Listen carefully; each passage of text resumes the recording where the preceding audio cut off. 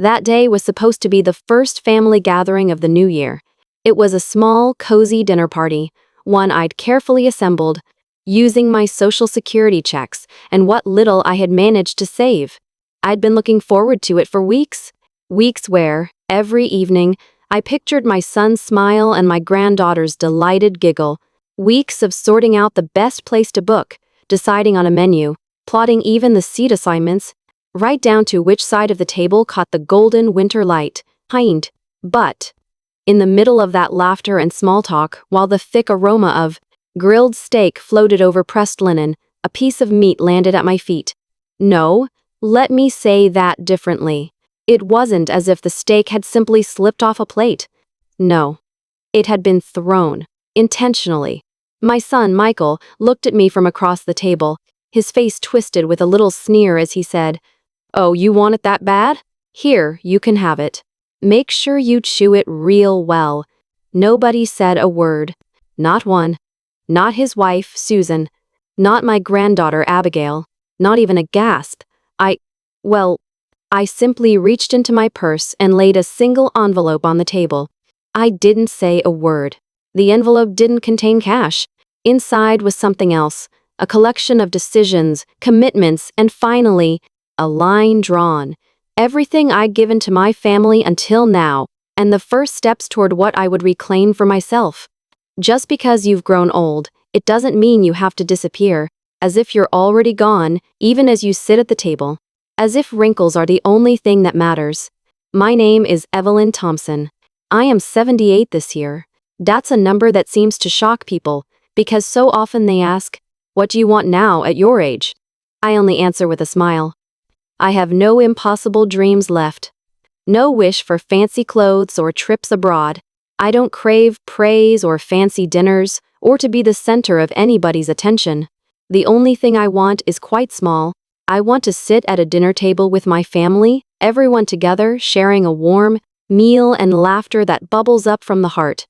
But lately, it has begun to seem that even the smallest things can be the most luxurious, the most out of reach. I lost my husband when I was 58. He had a bad heart.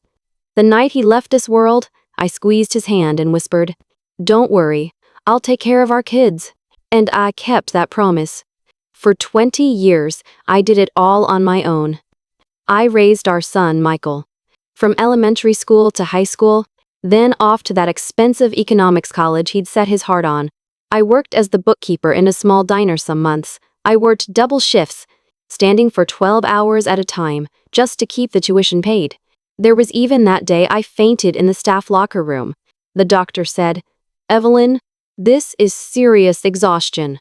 You must rest." But I didn't. If I rested, who would pay for Michael's schooling? I remember the day Michael accepted his diploma. I stood quietly at the edge of the crowded quad. He wore a suit.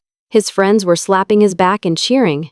I tried to blend into the background, but, just for a moment, he glanced my way and smiled. That smile, gentle and reserved, made every struggle worthwhile. I never expected anything else.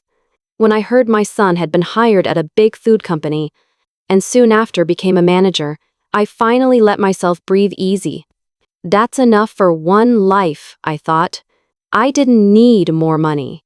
Just for Michael to have his own home, to watch my granddaughter grow up healthy, and to gather the family for dinner once in a while, that was happiness. That's why I planned the family dinner every year. Whether at Christmas or New Year's, I'd squirrel away a bit of my monthly Social Security, sometimes as much as $700 a month, to make it possible. I'd book a nice restaurant, not luxurious but warm, welcoming, the kind of place where we could really see each other. I didn't live with Michael's family, so these moments mattered all the more. I would choose the restaurant carefully. Dishes that could be cut with a fork for my granddaughter, gentle seasonings for Susan, a window seat so we could watch the snow if it fell. Michael always took the seat at the center. That was my way of saying, "This moment is because of you." Every year, I'd wear the old blue dress my husband gave me years ago, his last birthday gift, and pin a fresh flower in my hair. I'd sit, quiet and poised, waiting for my family to arrive. That alone should have been enough. A few hours of togetherness, a toast, some laughter. My heart would be full after just that. But somewhere along the way, things began to slip. Maybe it was just me, getting older. Maybe people's hearts really do change, little by little. Michael's phone calls grew scarcer. Even on my birthday, he'd only text, "Happy birthday, Mom, I'll call you tomorrow. I'm slammed today." But tomorrow never seemed to come. Susan always seemed busy. Her job, her friends. And the last time I saw Abigail, she looked up from her phone and asked, "Grandma, what's your name again?" I had nothing to say to that. But I never wanted to blame anyone. I only thought, I'll just keep doing what I can, as long as I can to protect what little warmth is left in this family. This year, I decided to make it special. I chose a renowned steakhouse in Manhattan. A treat, not a show of wealth, but a way to mark time. Because the truth is, as our children and grandchildren grow busier, family ties quietly drift apart, unless we carve out spaces for them.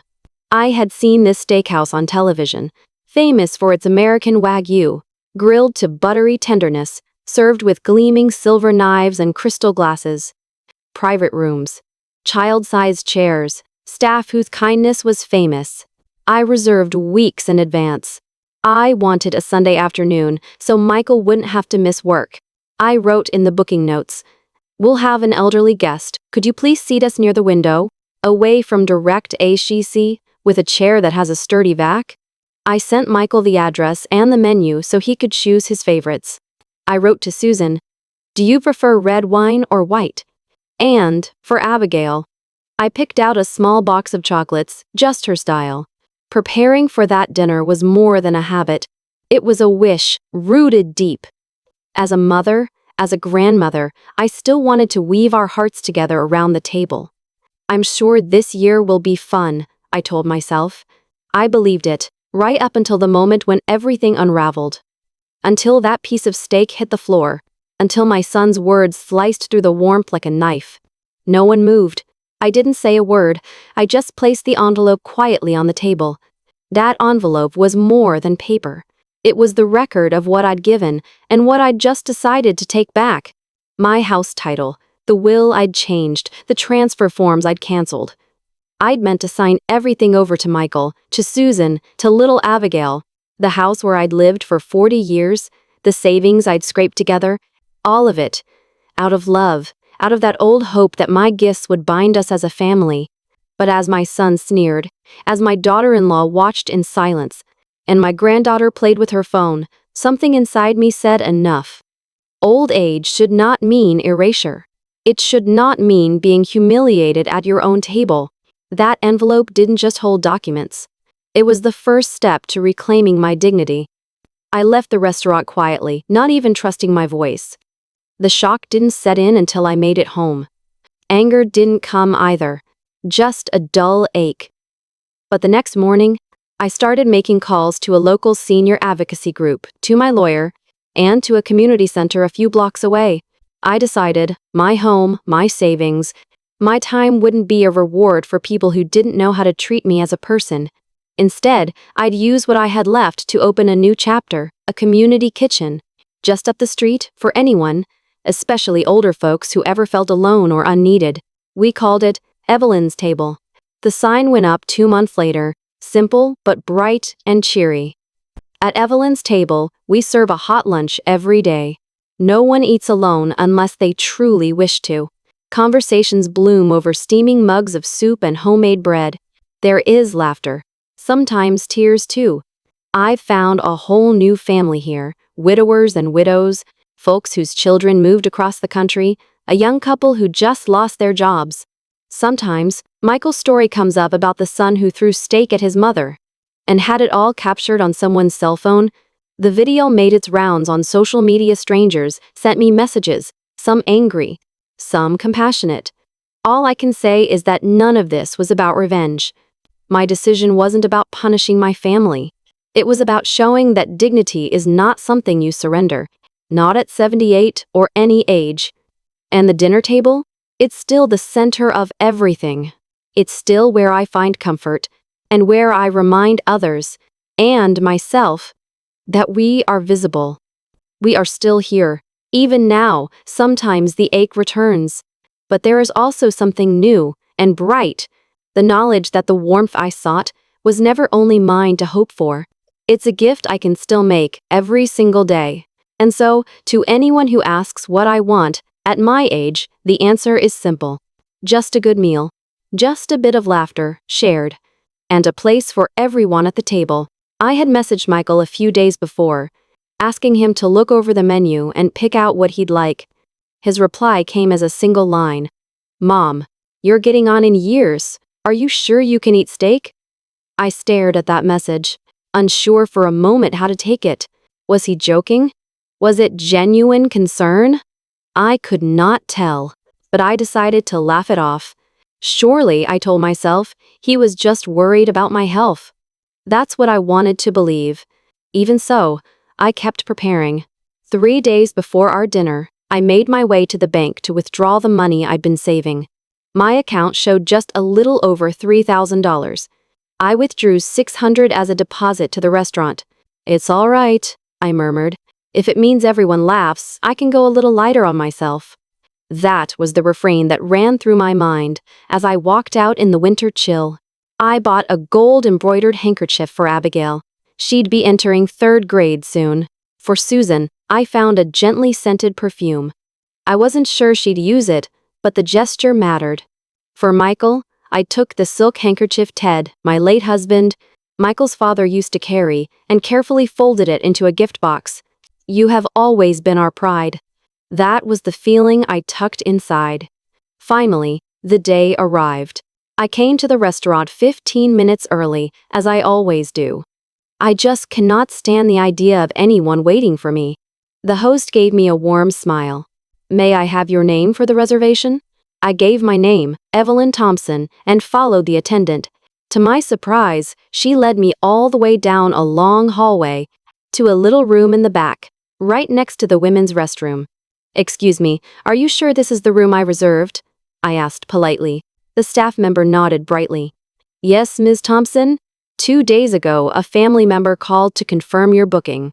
We have 4 main seats prepared here, and an extra chair. If you'd be so kind. Your seat is on that." My tongue turned to lead. "Oh!" My tongue turned to lead. 2 days ago, I was at a doctor's appointment having my blood pressure checked. I hadn't changed anything about the reservation. So who did? For a flash, Michael's face came to mind. No, I shut that thought away. Maybe the restaurant made a mistake. Perhaps there was some mix-up. Quietly, I entered the little room. The 4 main seats stood lined up by the window. Glossy silverware and custom-printed menus set before them. The backdrop, a sparkling wall of wine bottles. My seat at the edge of the corridor by the bathroom was set apart. No polished table, no utensils, no napkin, except for a plain white paper napkin, folded and askew. They must still be setting up, I thought, and sat down, folding my coat over my lap. It was 11:05. 5 minutes later, the 3 of them arrived.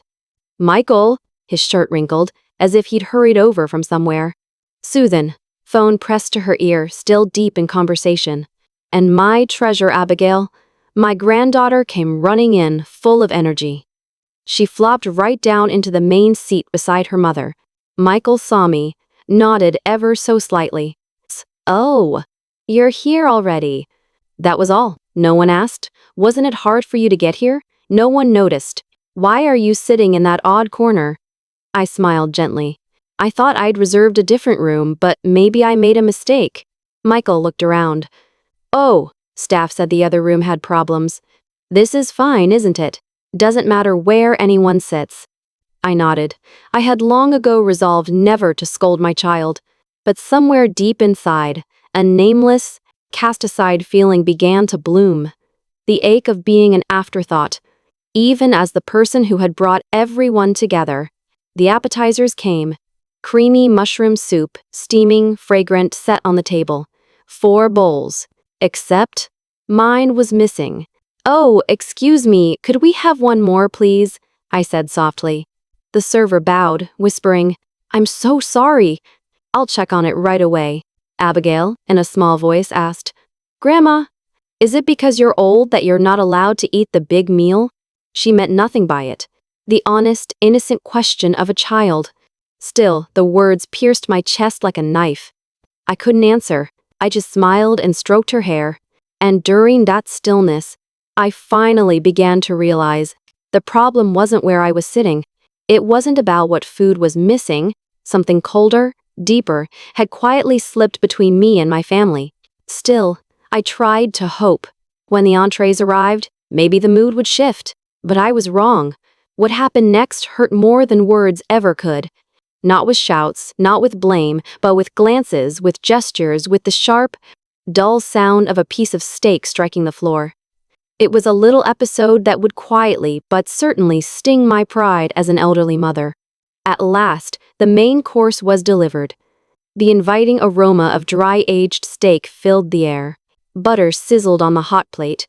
The waitstaff brought the meal on a cart, setting out each plate with care, thick, pink-centered slices, bright green asparagus, fluffy mashed potatoes. It should have been a warming sight. But in front of me, a cold, empty space. No plate, no knife, no fork, nothing. I swallowed. I tried, somehow, to keep a smile frozen on my lips. The others began eating, as if nothing was amiss. No one noticed. No one cared that my meal had not come. Or maybe they did notice and said nothing at all. I waited. 1 minute, 2 minutes, still nothing. Leaning over quietly, I spoke, almost in a whisper. "Excuse me, where might my plate be?" I didn't shout. I didn't accuse. Just my usual gentle voice, shaped by years of silence and waiting. I was used to waiting for meals, for family, for words I knew might never come. Yet this time, I wanted to believe. Just this once. It was only a mistake. The restaurant's error. Then Michael, my son, stopped cutting his steak. He looked over at me, expressionless, not even blinking. And then, curling the edge of his mouth a fraction, he said, "You want it that bad? Here. Knock yourself out." He picked up a slice of his steak and dropped it onto the floor at my feet. That was how a piece of steak came to rest by my feet that day, in the hush of a family dinner, and that was when I realized what I'd been waiting for wasn't just food. It was dignity. And that I would never beg for again. So he said it, just like that, without so much as a warning or a glance. Michael stabbed a piece of steak on his fork, lifted it from his own plate, and, without words, without hesitation, flung it with all the thoughtlessness of someone tossing out scraps. The piece of meat landed squarely on the floor, right at my feet. For a half a second, I jerked my shoulders out of reflex. The air in the room seemed to freeze and tighten. All of us sat motionless, the world grinding to a stop for a heartbeat. Then, in the next instant, Michael, my son, laughed out loud. A big, brazen laugh. But there was nothing warm about that sound, not even a shred of kindness or playfulness. It was harsh, empty, and sharp as broken glass. "Go ahead, eat it. Just chew real careful, all right?" he sneered. "Old folks like you, trying so hard to eat steak, just wind up miserable, don't they?" I raised my face, locking eyes with him for a moment. There was silence from everyone. Not a word from Susan, my daughter-in-law. She looked away, taking a long sip from her wineglass, face blank and distant, as if she were just watching some dull play she paid to see. Abigail, my granddaughter, caught sight of Susan and giggled. There wasn't much real meaning in her laugh, just a light, casual mockery she'd already learned too easily. I sat motionless, silent and still. The piece of steak on the ground sat right near the toe of my shoe. I had polished those shoes just this morning, believing, quietly, foolishly, that today would be something special. Now, as I sat in that chair at the edge of this so-called family table, the room felt suddenly unbearably small and airless. I thought maybe I'd cry. Oddly enough, not a single tear came. My eyes stayed dry. Everything inside me seemed to clatter quiet. And even the dull clink of knife and fork on plate no longer registered in my ears. Everything was muffled, blurred, faded. Slowly, I bent down and picked up the slice of steak from the floor. Not to eat it, but because I didn't want to just leave it there, like some sort of evidence, a rude reminder that my very being had been disrespected right here in the open, by my own family. It made me feel like I'd been marked by that humiliation. Honacries. Stripped of dignity. I wrapped the meat in my plain white paper napkin, carefully, quietly, and laid it to the side, out of sight. Still, no one spoke up. No one apologized. No one so much as changed the look on their face. That's when I suddenly noticed my own hand was trembling. I stared at it, thinking back. I remembered the years I'd spent pinching pennies on stormy days at the grocery store, looking for cheap vegetables and meat past their prime, just to stretch my social security. There were evenings when I'd stand at the curb in the icy wind, waiting for Michael to finish his after-school club or work shift. Day after day, I'd skip meals for myself so that every last penny could go to his school trips and tuition. I always believed that love in a family was proven by what you do, not by words alone. That if you keep giving and giving, eventually, someday, it would come back to you. But maybe I'd been wrong after all. Maybe if you give too much, people start to see your love as a given, an unearned right. And children? Their own kids? Grown and long gone, can so easily forget whose hand guided them when they needed it most. There really are children like that in this world. I looked across the table at Michael. He ate as if nothing at all had happened, occasionally chirping out a shallow smile for Susan at his side. As if that incident steak on the floor, a mother's shame, was nothing more than a trivial family joke. I looked down at my hands, skin drawn tight, ridged and lined with years of work-hard, sturdy hands. These hands had changed this boy's diapers, cooked every dinner he ever ate, held his feverish hands through the roughest nights. And now, these hands, after all those years, were empty. I could not even claim a single decent meal set before me at my own table. Suddenly, I thought of Ted, my late husband. If he were still alive, he would never, ever have let things turn out this way for me. I felt my throat close up, not because of a stray steak, but because something deep inside me, something I thought was unbreakable, snapped in that moment. Still, I kept silent. There was no way I'd cause a scene. Because causing a scene? Oh, I could already hear what everyone would say. Mom, calm down. You're an old lady. Aren't you just being paranoid? So I just sat quietly, resting both hands gently on my purse. Inside was a soft, beige envelope. An envelope I'd prepared in secret, meant to be handed over after this meal. Inside were crisp bills. My New Year's gift, a little cash. A quirk of tradition I'd clung to all my life. But now? Now I hesitated. Do I go ahead and give it to them, pretend nothing happened? Or, for the first time in 78 years, should I stand up for myself? Not for revenge, but for something bigger. For dignity? For my own worth? Very carefully, I straightened my jacket and let my back rest against the sturdy chair, heart pounding quietly. In that instant, I understood. This dinner, this connection, was over. Not because I was full, or because the food was gone. The moment that steak hit the floor, every single thread that tied us together at that table fell silently away, one by one. I turned my face to the window. Outside, mid-afternoon sunlight flashed against the glass of high-rise towers. Here, in this little private room, not far from Central Park, not far from the very heart of the city, a mother who had just paid for everything was being humiliated by her own flesh and blood. Nobody in those towers would have a clue. As I looked outside, I saw the city still bustling, couples laughing, people walking their dogs across the busy streets, cabs whizzing by. Out there, life went on somewhere loud, busy, pressing forward. It didn't matter to anyone else, out there, that inside the room, I sat like a shadow, faced with a party I had thrown but no longer belonged to. I noticed Susan glancing at her watch, no doubt already planning what came next. Not even considering a toast, a smile, or a kind word. No one offered a glass, or wondered if I could really eat after all. Not even Michael, my own son, my precious child, thought once to ask why his mother had no meal. Maybe for them, it had just become routine, ordinary. I realized, painfully, that in this family, I was the very last name folks remembered, the one whose absence or presence never seemed to matter. Why? Maybe it was partly my doing. Ever since I started living alone after Ted passed, I tried not to bother them. I limited phone calls, kept my invitations rare. I could always pick up that faint sense of obligation in their voices. The "we have to" tone that drifted through even the smallest of talks. I used to tell myself, they're just busy. It has nothing to do with love. I really believed that. But today, my faith in that idea snapped too. Just then, while I was staring out the window, swallowing back all the feelings, I heard a tiny whisper reach my ear. It was Susan, leaning close to Michael, saying in a voice neither of them thought I could hear, "Steak, at her age? Maybe she thinks she's still young." Right after, a low titter came from Abigail.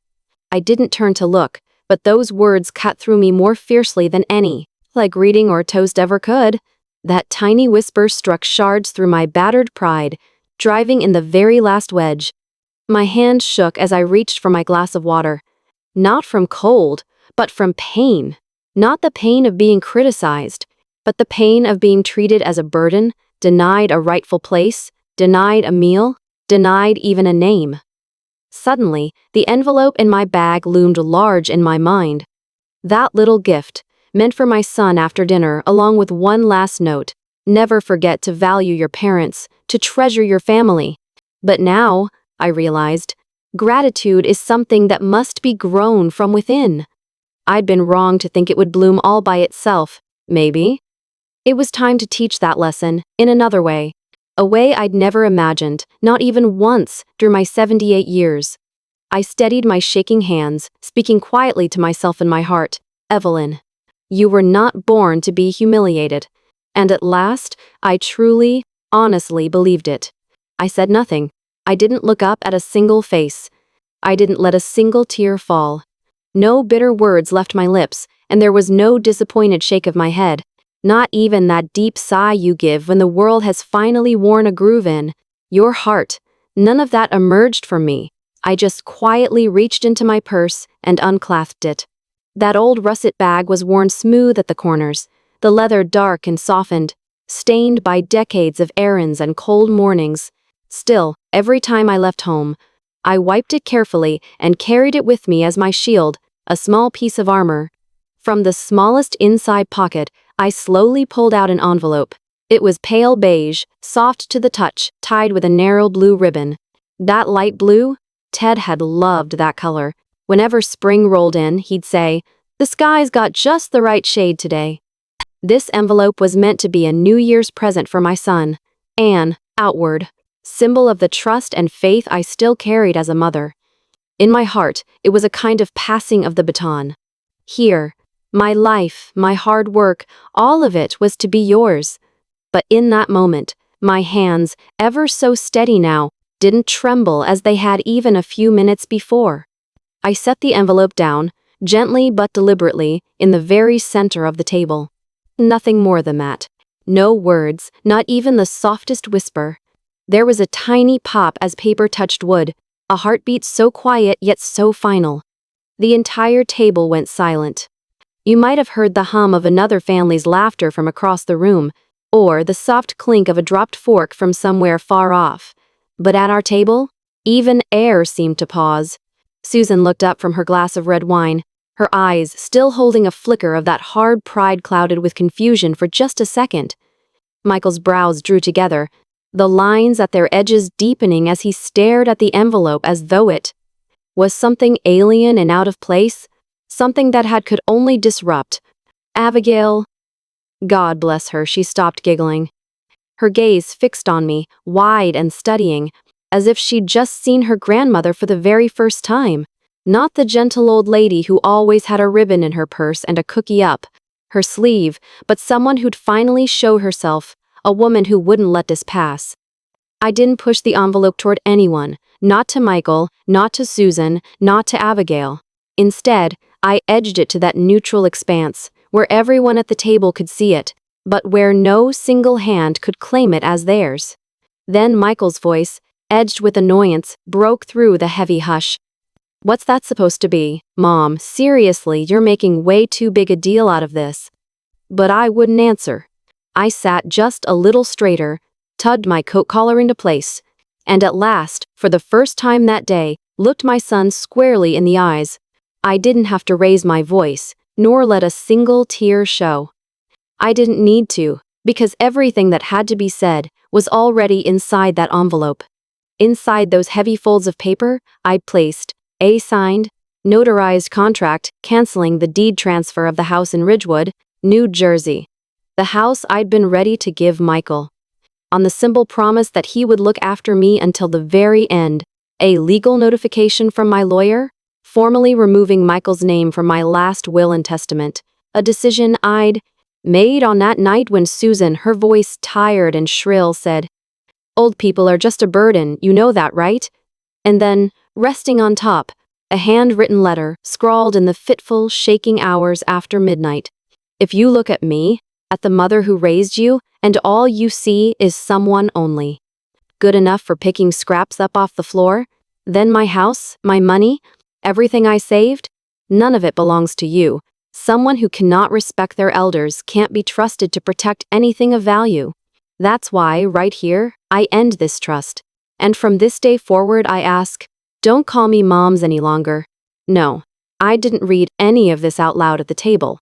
I knew, without doubt, that if Michael or Susan opened the envelope, every letter would cut as sharp as the wounds I carried. Every word stamped with a weight, none of them could ever wash away. I watched as Susan's face lost its color, as she set her wine down and tucked her chair back an inch. Her eyes darted to Michael. Her lips parted to speak, but no words came. Michael, still trying to appear unbothered, gripped his fork so hard his knuckles turned white. But I saw the cracks form, the precise second when certainty slipped from his fingers. He managed to snort. "Simon, Mom, you can't be serious. Do you even know how much that house is worth?" I held his gaze, unwavering, and gave him the answer he feared most. Nothing. Silence. I didn't need to recite the numbers. I didn't need to list the market price, or talk about square footage, or compare mortgage rates. Because I knew for a fact that every brick in that house, every stubborn shingle and aging beam, was fused with my sweat and tears. All those nights I'd run the math on my mortgage, recalculating the interest, anxious and alone at the kitchen table. I was ready to hand that whole legacy to Michael for his future, for my granddaughter, for something resembling hope. But in that one moment, I understood. A gift, given to someone who has forgotten how to care, can cease to be a blessing. It turns into a weapon, an insult. No one raised their chopsticks, no one lifted a fork, no one even sipped their water. There was only the whisper of the air conditioner, the tinny rattle of a passing truck outside, the uncertain tapping of Susan's red-painted nails. I folded my napkin, laid it neatly on the table, and stood. The legs of my chair dragged on the hardwood, shrill as a period on the end of a sad story. I met every face at the table, one by one. "Thank you for coming. That's enough dinner for me tonight." I picked up my bag, turned my back, and walked away. No one following. No one calling out, "Mom," not even that late, hurried apology I'd always waited for. But this time, for once in my life, I wasn't hoping to be stopped or called back. I left, not to provoke pity, not to get a plea for forgiveness, but to declare something true to my own heart. I do not belong at that table, not anymore. I pushed out into the city street.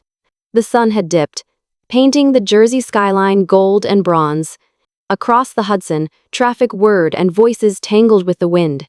The world spun on, indifferent to the drama at a small corner steakhouse. I found myself standing beneath the awning, feeling the cool air on my cheeks, letting it ease the heat pounding behind my eyes. Then I pulled out my cell phone and sent a single message to my lawyer. "Please execute every decision on the latest paperwork as of today. Move forward as planned." I locked the screen and put the phone away. And then, without hesitating, I started to walk.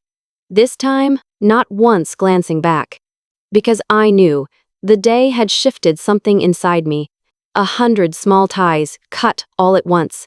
I no longer feared change. I headed down the steps, only to pause when I heard the hurried screech of a chair being pulled back. Inside, faint, frantic murmurs. Perhaps Susan, realizing at last that the envelope was real, or maybe Michael, finally stunned to silence. I did not turn around. Ah, no. I'd spent too many years glancing over my shoulder, only to be met with blank indifference, broken promises, the dull ache of being neither seen nor missed. From my bag, I drew a small folded umbrella, a silly reflex, though it wasn't raining. I needed something to grip, something to keep my back straight, to steady the shaking that threatened to ripple up my spine. And so, I walked. People streamed down the avenue, no one noticing the elderly woman who'd just walked away from her own family. Dinner, not hungry, not satisfied, just battered and weary. I passed in front of a bakery. Years ago, Abigail had loved their walnut cookies, and I'd once spent nearly an hour in line to surprise her at school with a bagful, watching her face split in delight as she squealed, "Grandma, you're the best!"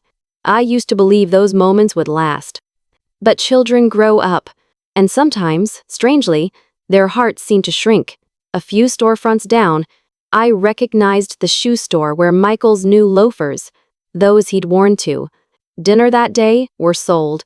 I remembered picking them out as a congratulatory gift when he'd gotten promoted to manager, tucking a card inside that read, "You deserve only the best." Now, I thought, those shoes had stepped right over every memory.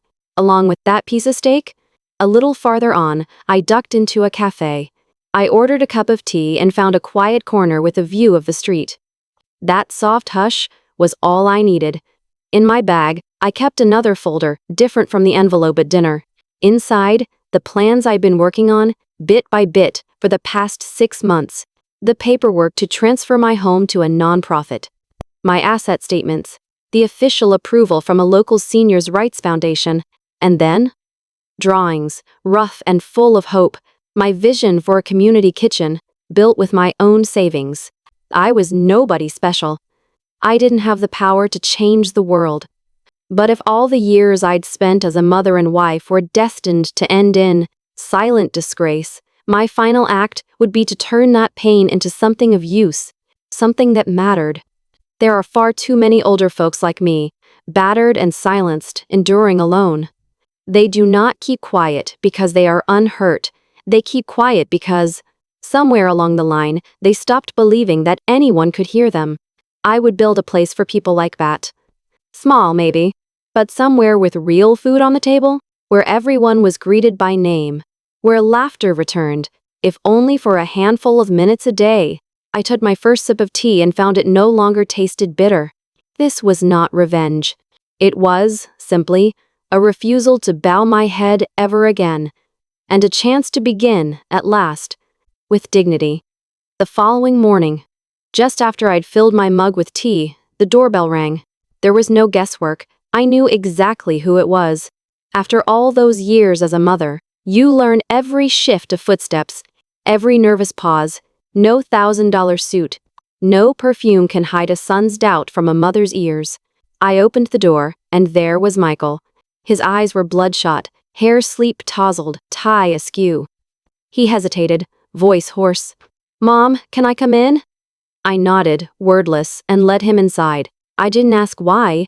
I poured tea and set it politely on the table, the way I always had, just as if last night's dinner and all its pain had never happened. He sat on the sofa, hands knotted, face down. "I'm sorry, I really am sorry. Yesterday was just a flash in the pan. Anger? I never imagined it'd go this far." I didn't respond. I simply set his tea in front of him and took my own seat. My gaze on him wasn't angry. No tears. Only a clear, steady look.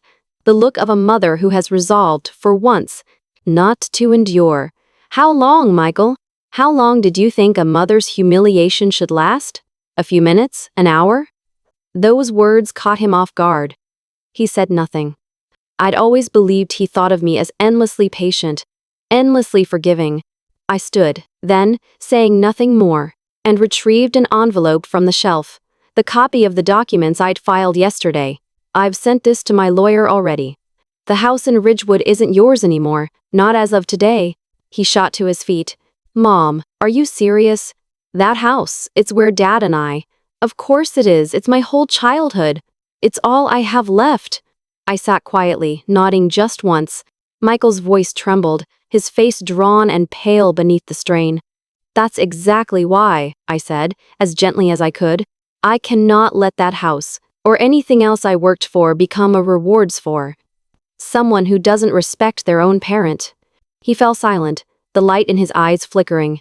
He blinked and pressed his lips together, holding back something fierce and small and wounded. I continued, softly but firmly.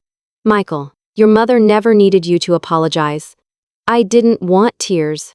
But there was one thing alone, I always wanted from you. Respect. Simple, honest respect. That's all. But you, my voice caught for a heartbeat. You threw it away yourself. I reached across the table and put a second envelope in front of him. The paper was thick, the edges a little worn from nights of turning it over in my hands. I've already signed over the house, not to you, but to Helping Hands Network, the nonprofit for elder support. The home where you grew up. That house will reopen, but not as a legacy for you.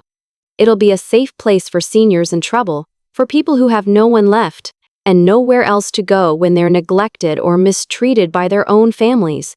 My son's knees gave out. He sank heavily onto a dining chair. It wasn't anger, not exactly.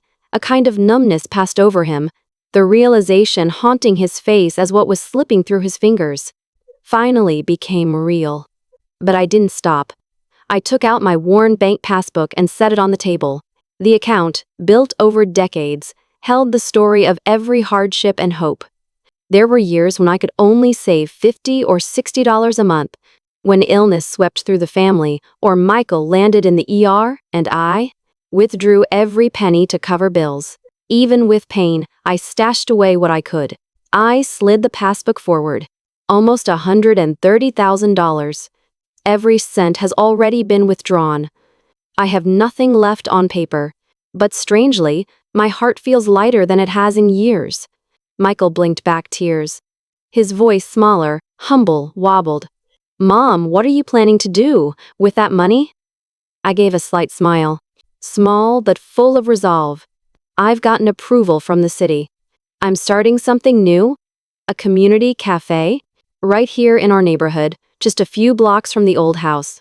Every night, starting soon, we'll open the doors, hot meals, a long table, shelves of books, music, a kitchen for anyone who wants to learn to cook.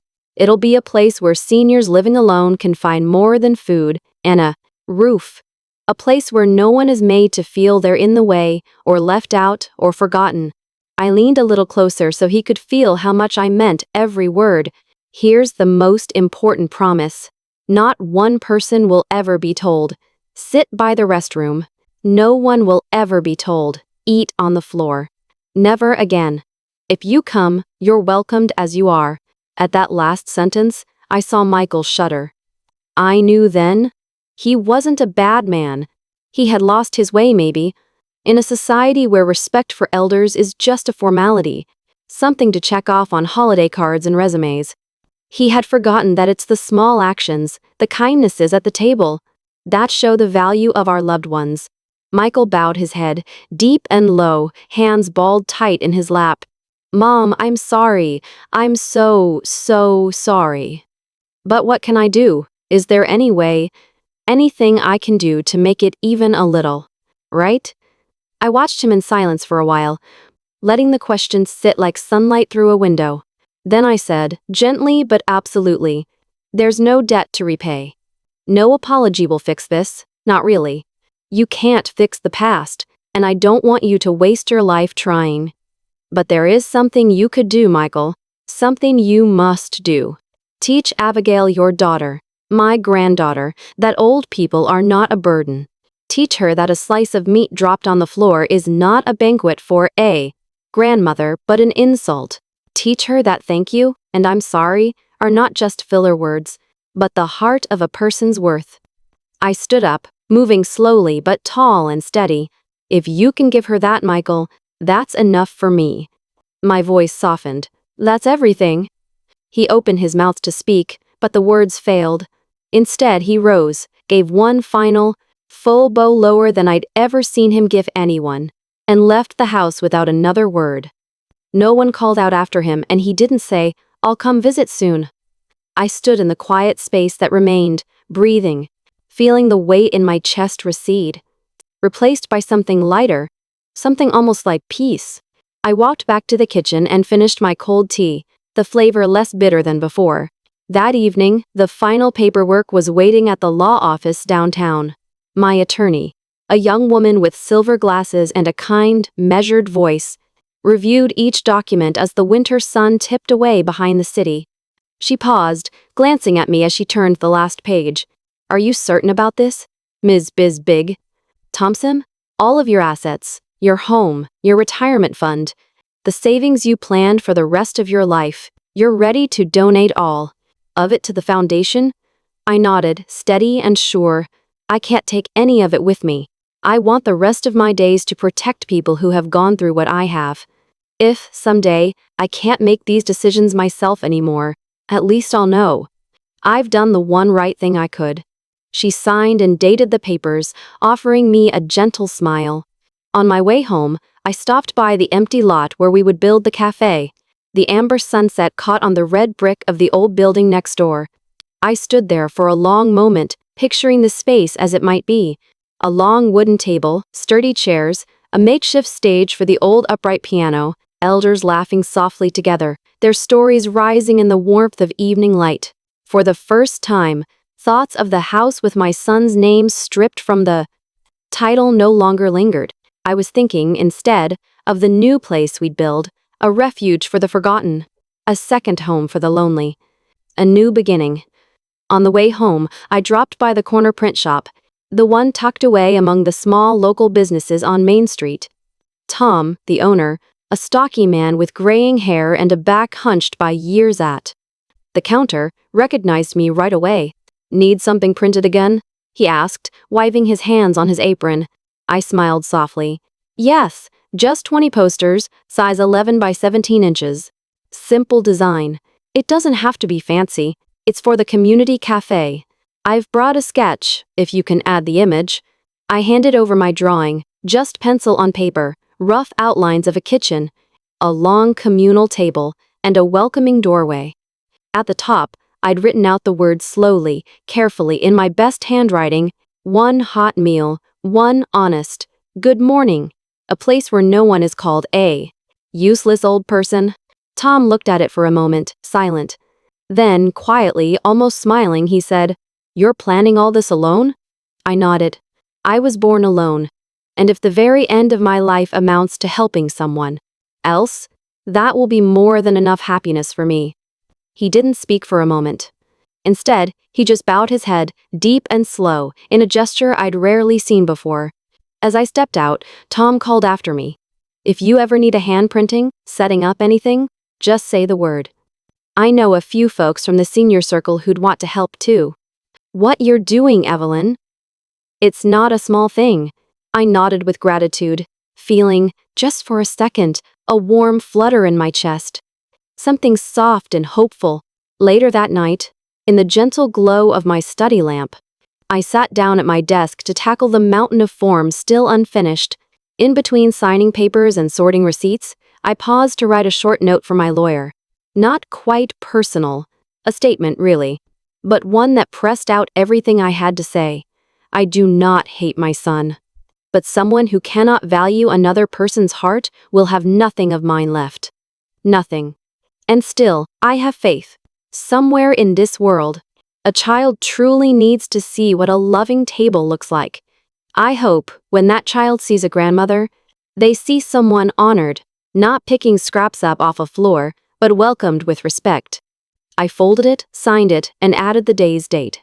As the kettle hissed, I made myself a pot of tea. The steam rose in slow rings, as if it could carry away all my doubts for the morning to come.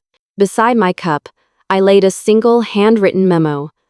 "Tomorrow is the first day. The beginning." 3 days after sending that final set of documents to my attorney, everything changed. It wasn't about family drama anymore. It was suddenly much bigger. A video, grainy but clear, showed up on the internet. I hadn't posted, it didn't even know about it. The young waitress at the restaurant that New Year's night, an earnest college student, new to the job, she was the one who uploaded the footage. She'd been there, watching quietly from the side, from the moment I was shown to the chair by the women's restroom, to when my son threw steak at my feet. It wasn't some secret recording. The camera was the restaurant's own security feed. These days, restaurant staff can request footage if there's a good reason. Her post read simply, "I just stood there in shock. I've never seen anyone treat their 78-year-old mom like that at a family dinner. I didn't know what to say or do, but I knew I couldn't just keep my mouth shut. If her family was going to ignore her, the world needed to see how she stood up." The video ran just over a minute. No raised voices, no cursing, no violence, no blood. There's only one line spoken, clear as a bell. "You want it so bad? Here, eat it." Followed by, "Simon, chew slow." And me, quietly picking the steak up from the floor, wrapping it in a napkin, sliding my envelope across the table in silence. My face and especially my eyes told the rest. The video exploded online. 3 days later, it had 3 million views, tens of thousands of comments.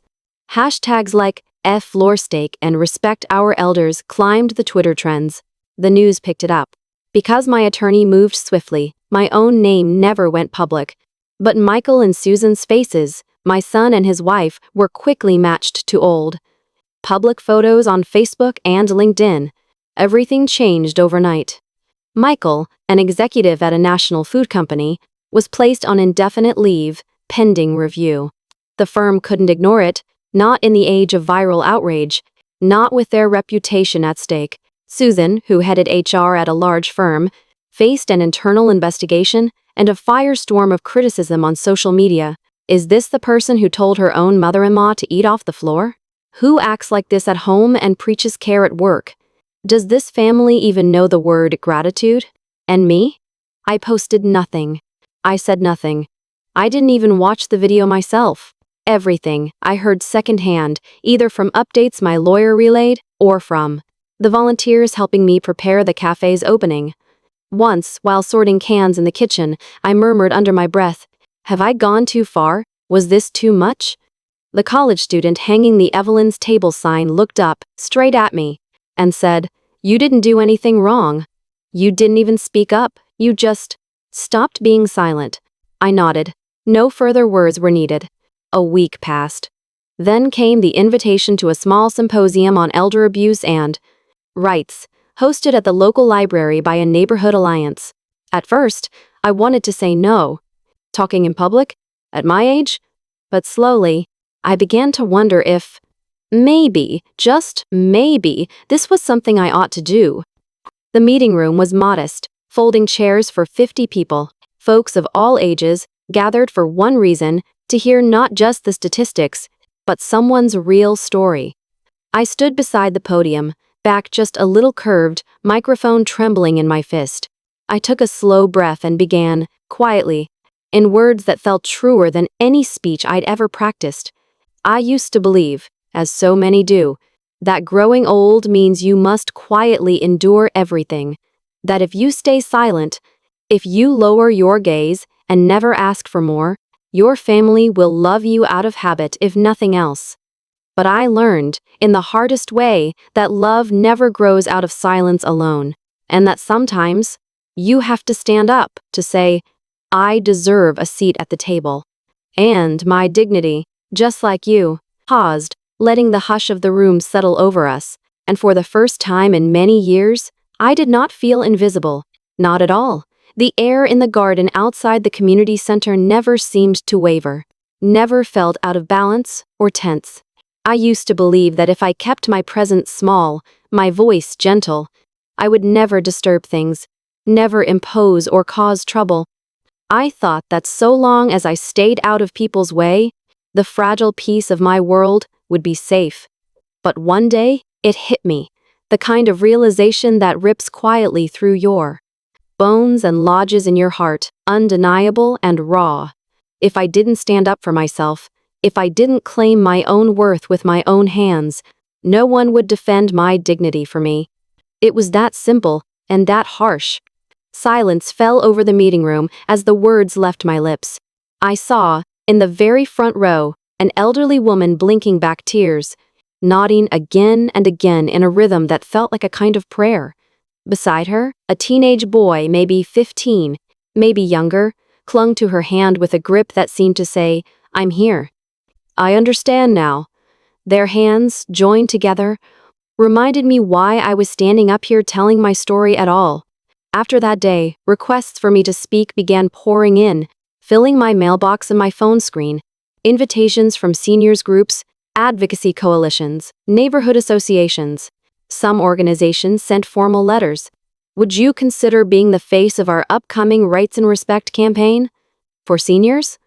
Others offered to name the new branch of the county library after me as a symbol of courage and hope for older adults. I declined most of them, always with sincere thanks and a note of encouragement for their work. It wasn't pride, never that. I just needed to make one thing clear, to myself and the world: becoming famous had never been my goal. That path would have been another kind of performance, another empty show. My work, I felt, needed to stay small and close. A gentle hand that could actually reach someone in their everyday life, something warm you could return to, like a cafe that serves a little comfort, piled up day after day. Besides, I wouldn't forget about Michael, my son. Ever since that day he showed up to apologize, shamed and broken, he hadn't visited. Word reached me that he was on indefinite leave, asking for a transfer out of the main office in Manhattan and hoping for a quieter post somewhere in the Midwest. His household, I heard through the grapevine, was heavy and troubled. My daughter-in-law Susan had gone to stay with her own family for a while. My granddaughter, Abigail, was so rattled by the rumor mill at her school that her teachers called, worried about her erratic mood. Upon hearing these things, I never felt joy or triumph. Never once. My actions were never about revenge. I didn't face down my family out of some desire to win or demolish them, or to teach them a lesson in a way that would settle scores and leave me gloating. That wasn't the point at all. I just couldn't bear to see anyone forced to pick food off the floor and eat it, ever again.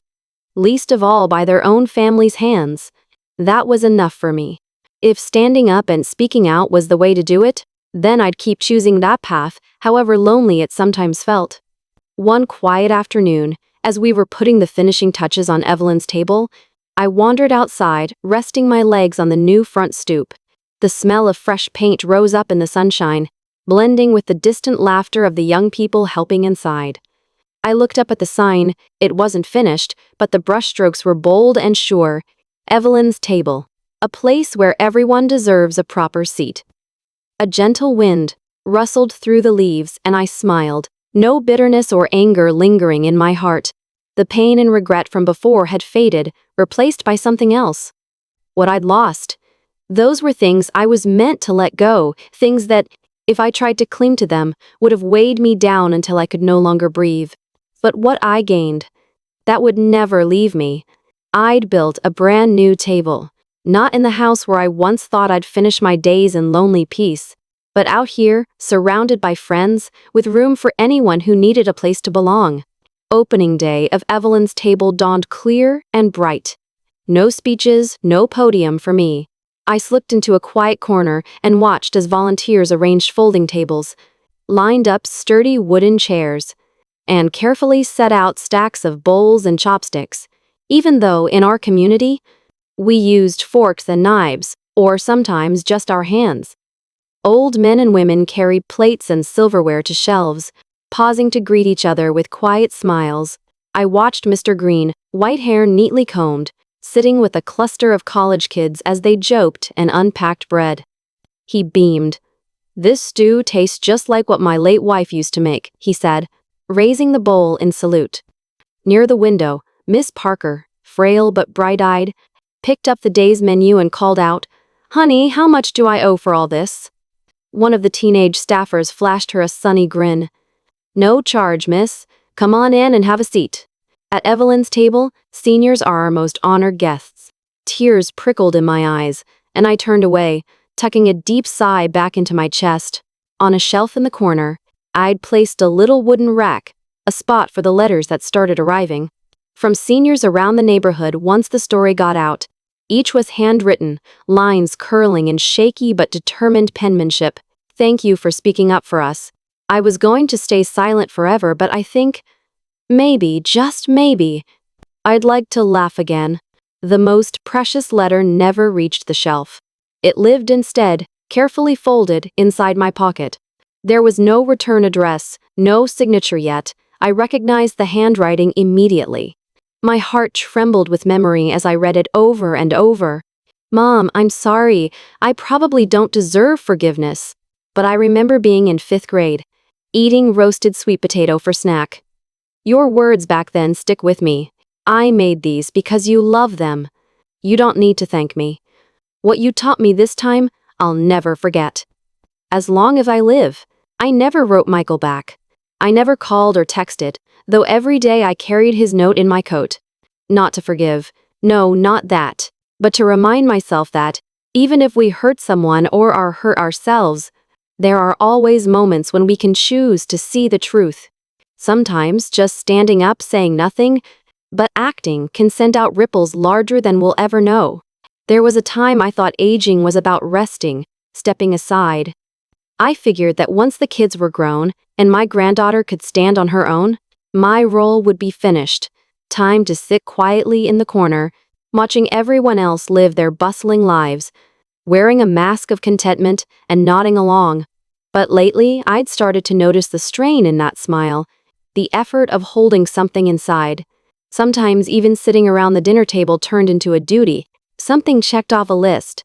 Sometimes just being older or moving more slowly made me a kind of ghost in my own family. Too much trouble, easy to ignore, always in the way.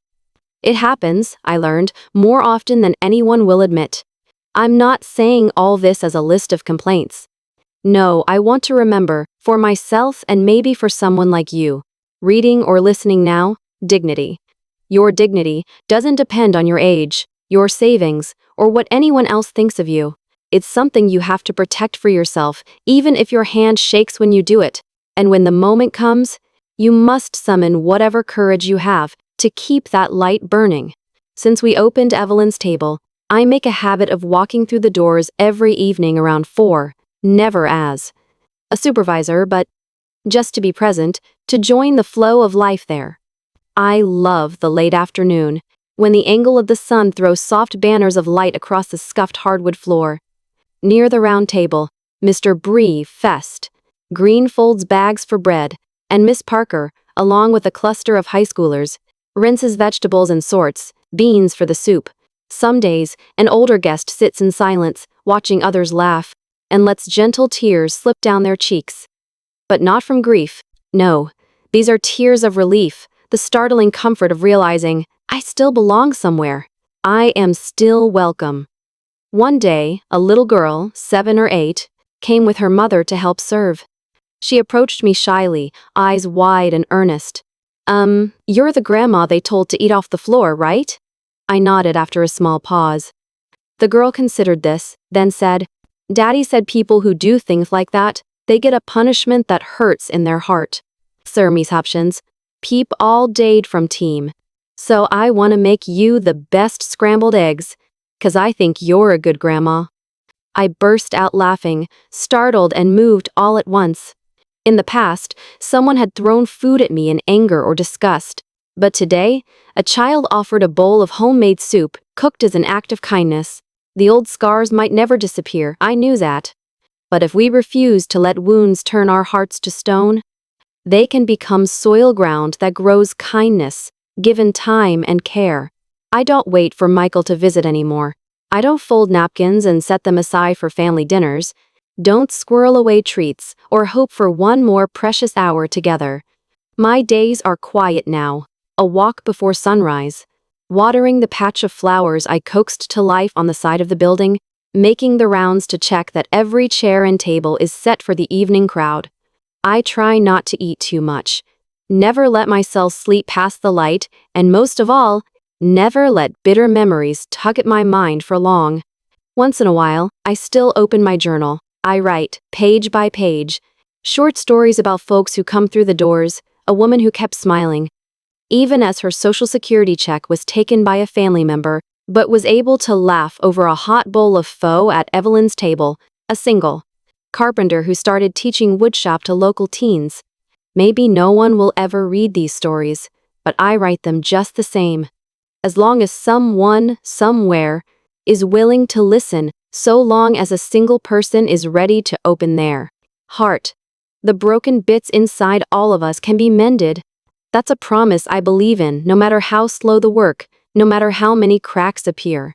One day, I got a letter from the local high school. They were holding a special lesson on family. Would I come as a guest speaker? The classroom was crowded, every seat taken. I told my story quietly, careful not to scold or cry. Just the truth, plain and clear. At the end, a boy stood up and bowed his head, voice wobbly. Thank you so much. When I go home today, I'm going to hug my grandma. I never thought about how she might be lonely. I nodded. Sometimes, that alone, that single moment of realization, is enough to make everything worth it. If just one young person carries the message forward, maybe someday, some grandmother or grandfather will be spared the darkness of being an invisible shadow in their own home. I know that I don't have all the time in the world left to me, but I'm not afraid. The day I set that envelope down on the restaurant table, I promised myself I will live by the values I believe in. Not because I want recognition or because I want anyone to regret their actions, but so that someone, somewhere, sitting alone at their family table in name only, might hear me say, "You are not alone." Dignity is not something that should ever be taken away because you're old, or frail, or seen as less than anyone else. If you've listened this far, thank you, with all my heart. If you see an older woman walking slowly along the sidewalk tomorrow, give her a smile. If you still have parents or grandparents near, don't wait until you need help or a favor. Pick up the phone and ask, "What did you eat today? Did you sleep all right? Are you warm enough?" Even the smallest word can pull someone back to the table before it's too late. And now, how about you? Have you ever witnessed someone's loneliness in your own family, or felt that kind of aching emptiness yourself? If you've ever known a grandmother or a father who quietly reclaimed a piece of dignity, I hope you'll share your story, your thoughts, in the space below. You can't imagine whose heart your words might reach tonight. Thank you truly for listening to the end. And above all, if someone once raised you, sheltered you, taught you how to live, please hold them close in your heart and treat them with all the care they deserve.